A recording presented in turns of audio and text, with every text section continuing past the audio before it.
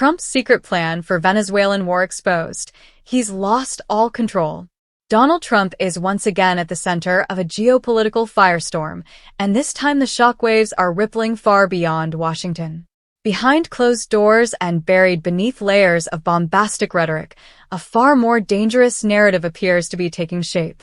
According to mounting reports, leaks, and insider whispers, Trump has been quietly reviving an aggressive fixation on Venezuela, one that suggests a reckless appetite for conflict and a stunning loss of control over both strategy and consequences. What once sounded like bluster now feels disturbingly real, and the implications could be explosive.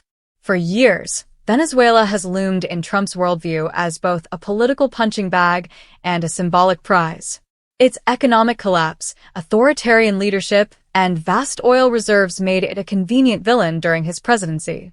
Publicly, Trump framed Venezuela as a humanitarian concern, a failed socialist state used to scare American voters. Privately, however, the obsession never truly faded. Even after leaving office, Trump reportedly continued to fixate on the idea that Venezuela represented unfinished business, a place where American force could be used to project dominance, rewrite history, and cement his legacy as a strongman who took action where others hesitated. What is different now is the tone. Sources close to Trump's inner circle describe a man increasingly detached from reality, lashing out at advisors who urge restraint and gravitating toward voices that feed his most extreme instincts. The idea of a military confrontation with Venezuela is no longer framed as a last resort but as a bold, necessary move, one that could supposedly solve multiple problems at once. In Trump's telling, it would cripple a hostile regime, send a message to America's enemies, distract from domestic chaos, and restore his image as an unstoppable force on the world stage. That logic, deeply flawed and dangerously simplistic, has alarmed even some of his longtime allies. The cracks are beginning to show. Former national security officials have quietly expressed concern that Trump no longer distinguishes between political theater and real-world consequences. War, in this mindset, becomes just another spectacle, another headline-grabbing move designed to dominate the news cycle. Venezuela, with its weakened military and international isolation, is seen not as a complex nation of millions of people, but as an easy target.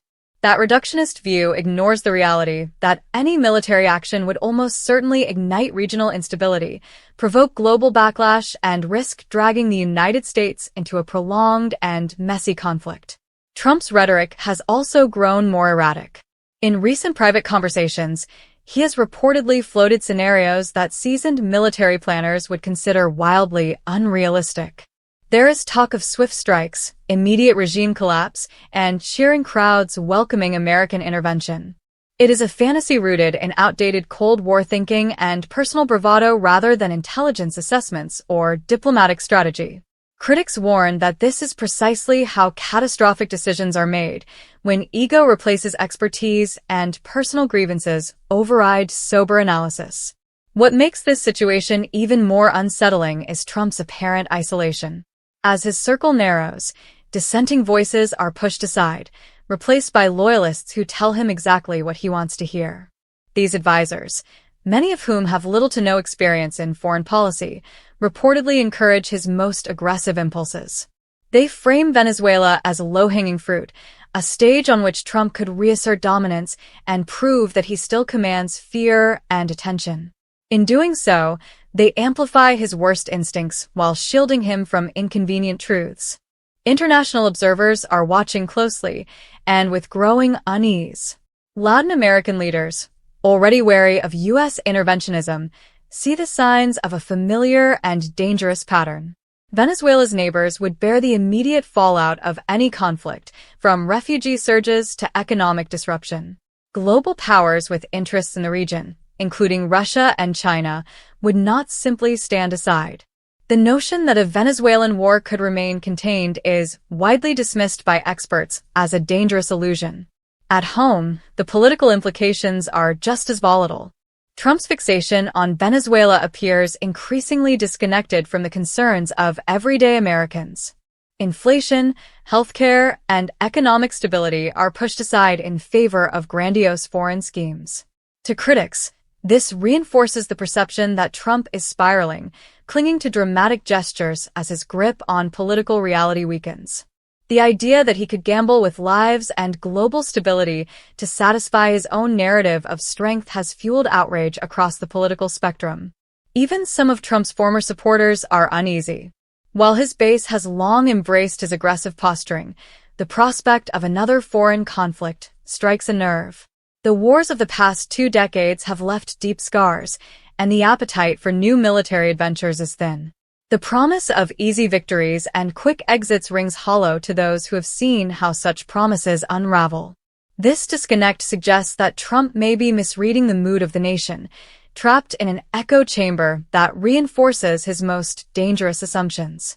What emerges from all of this is a portrait of a man who appears increasingly unmoored, driven less by coherent policy than by impulse, resentment, and a craving for validation.